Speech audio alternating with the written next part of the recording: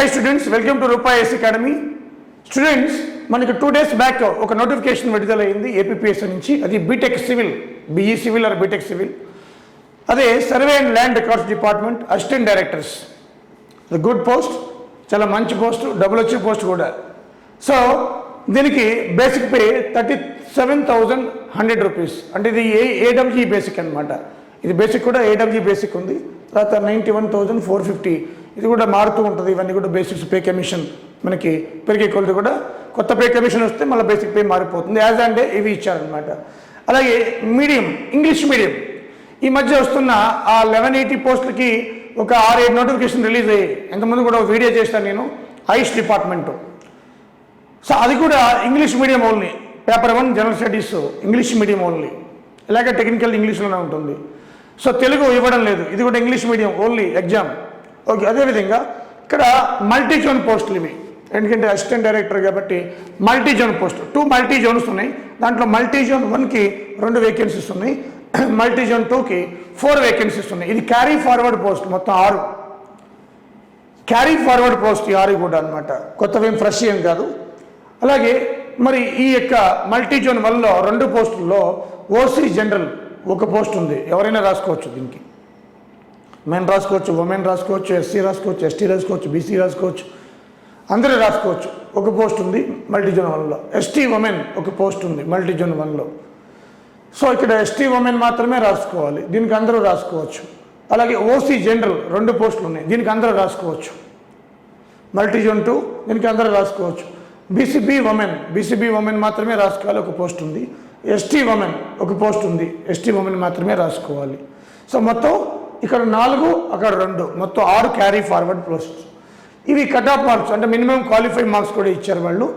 Open మనకి and EWS economically weaker section 40%, BC 35%, SC ST 30%.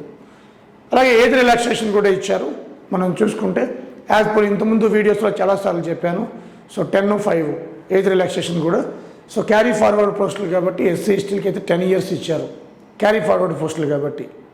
Okay, so మిగతావి BC వాళ్ళకి 5 years ఇచ్చారు అనమాట, క్యారీ ఫార్వర్డ్ పోస్టులు కాబట్టి. సో ఇది ఫ్రెండ్స్. అలాగే సిలబస్ కూడా మనం చూస్తే ఒకసారి చూద్దాం సిలబస్ కూడా ఏ విధంగా ఉందనేది. మనం ప్యాటర్న్ ఆఫ్ ఎగ్జామినేషన్.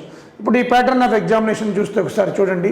దీంట్లో మనకి general studies and mental ability paper 1 ఈ ఇంతకుముందు కూడా మీకు ఆయుష్ డిపార్ట్మెంట్ చెప్పినప్పుడు చెప్పాను.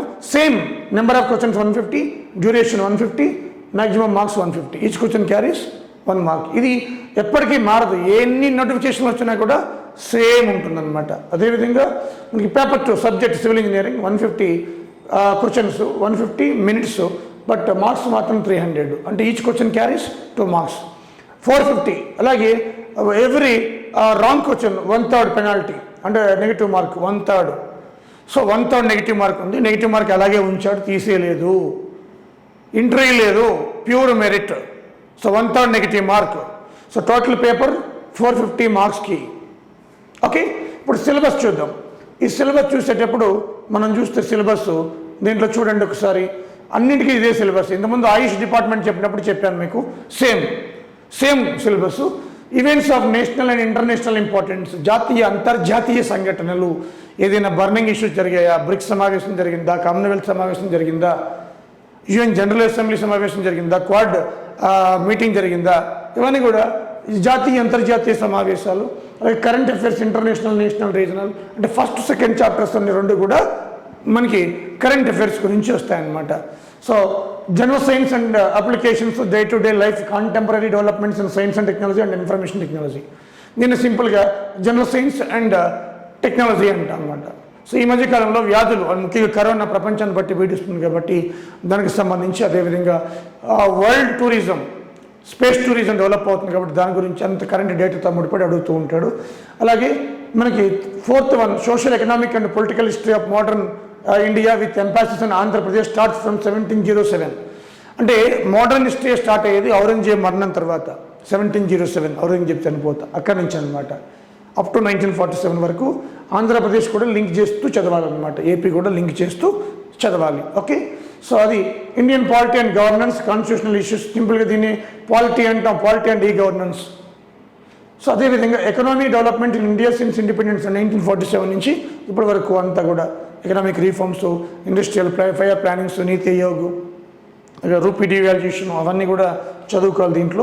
Physical geography of India sub continent and Andhra Pradesh, అంటే ప్రతిదీ కూడా ఆంధ్రప్రదేశ్ అని స్ట్రెస్ చేసిస్తున్నాడు, ఆంధ్రప్రదేశ్ అని స్ట్రెస్ చేసిస్తున్నాడు అనమాట. Okay, so physical geography of India sub continent and Andhra Pradesh.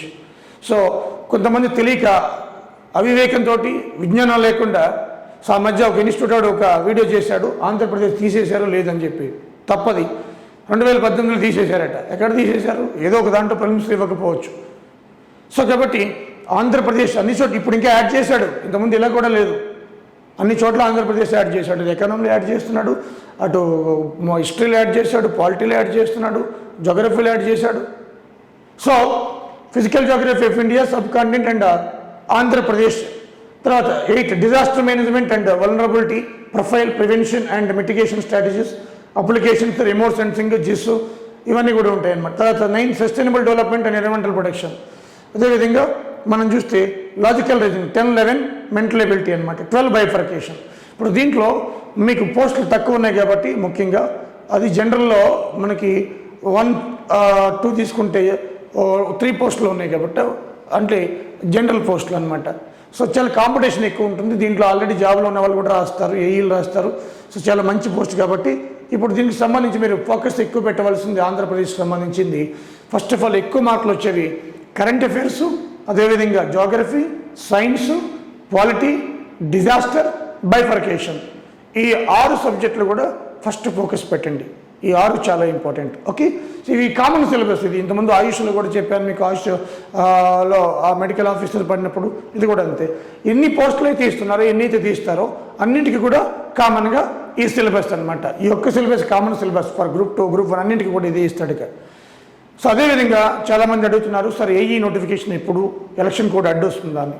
Election code ఆ జిల్లా వరకే పరిమితమై ఉంటుంది కాబట్టి ఈ నోటిఫికేషన్కి మనకి ఎలక్షన్ కోడ్కి సంబంధమే లేదు. ఇది ఒక్క నియోజకవర్గం బైపోల్ ఎలక్షన్ కాబట్టి సో అది కూడా రావచ్చు, ఈ వారంలో రావచ్చు, లేకపోతే ఈరోజు రావచ్చు, లేకపోతే రేపు రావచ్చు.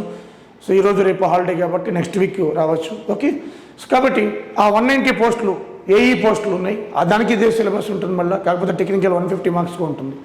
సో డిమోటివేట్ కాకుండా చక్కగా చదువుకోండి, హ్యాపీగా మిమ్మల్ని రక్షించుకుంటూనే కోవిడ్ నుంచి చక్కగా రోజు మీరు నోటిఫికేషన్స్, ఇది కూడా ఒక పోస్ట్ అని కాదు, మీరు ప్రూవ్ చేసుకోండి. 1, 2 కాదు నోటిఫికేషన్ వచ్చింది, బట్ కాంపిటీషన్ ఎక్కువ ఉంటుంది. బట్ ఇది 40, 50 ఉంటే బాగుండేది, మరి క్యారీ ఫార్వర్డ్ పోస్టులు కదా. సో ఇది ఫ్రెండ్స్ మనకి సిలబస్ అంతా కూడా ఇదే సిలబస్ ఉంటుంది, అన్నింటికి కూడా కామన్ సిలబస్. వల్ల 10 చెప్పిందే 10 సార్లు చెప్పవసరం లేదు, ఇంతకుముందు ఎన్నోసార్లు చెప్పారు. సో ఈ రీడ్ యువర్ సెల్ఫ్, మీరు మీ అంతటా మీరే మోటివేట్ కావాలి, ఎవరు మిమ్మల్ని వచ్చి మోటివేట్ చేయరు, నీ జీవితం నీది. కాబట్టి నోటిఫికేషన్స్ అనేవి ఈ యొక్క పరంపర ఎప్పుడు కొనసాగుతుంది. కాకపోతే ఒక 6 నెలలు 7 నెలలు లేట్ అవ్వచ్చు, 2-3 నెలలు లేట్ అవ్వచ్చు, మరి ఫైనాన్షియల్గా ఇబ్బంది ఉంటుంది. బట్ స్ట్రాటజీ అంటే ప్రిపరేషన్ స్ట్రాటజీ అయితే మీరు కంటిన్యూ చేస్తూ ఉండాలి, ప్రిపరేషన్ కంటిన్యూ చేస్తూ ఉండాలి. Okay, thank you friends, thank you very much. మరి రూపా ఐఏఎస్ ఈ యొక్క వెయిట్కి కూడా ఆన్లైన్ కోచింగ్ ఉంది, ఆఫ్లైన్ ఉంది. ఆఫ్లైన్ అయితే రేపే బ్యాచ్ ఉంది, so October 3rd batch, Dasara తర్వాత కూడా మళ్ళీ బ్యాచ్ ఉంటుంది. సో ఇవి ముఖ్యంగా మనకి ఏపీపీఎస్సీ ఇచ్చిన notification details. Okay, thank you friends, thank you very much.